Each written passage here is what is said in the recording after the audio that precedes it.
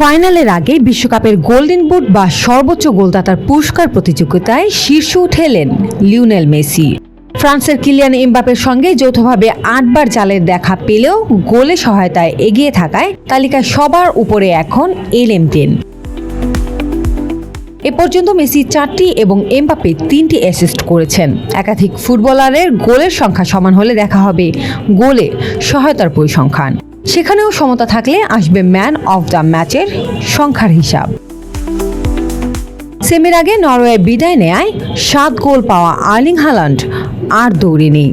ফাইনালের টিকিট না পেলেও ইংল্যান্ডের জুড বেলিংহ্যাম ও অধিনায়ক হ্যারি কেইনের সামনে বুট জয়ের সুযোগ থাকছে, কারণ ফ্রান্সের বিপক্ষে তৃতীয় স্থান নির্ধারণী ম্যাচ খেলবে ইংল্যান্ড। জীবন অবাক না করলে কে করবে? 28% মিল্ক ফ্যাটের অবাক করার সাথে ফ্রেশ মিল্ক পাউডার। জীবন অবাক করুক প্রতিদিন। বেলিংহ্যাম ও কেইন 6 গোল ও 1টি অ্যাসিস্ট নিয়ে প্রতিযোগিতায় রয়েছেন। ঝুলিতে 5 গোল ও 2টি অ্যাসিস্ট নিয়ে রেসে টিকে আছেন ফ্রান্সের ওসমান দেমবেলে। লোপা ইসলাম, নিউজ ডেস্ক, দৈনিক ইনকিলাব।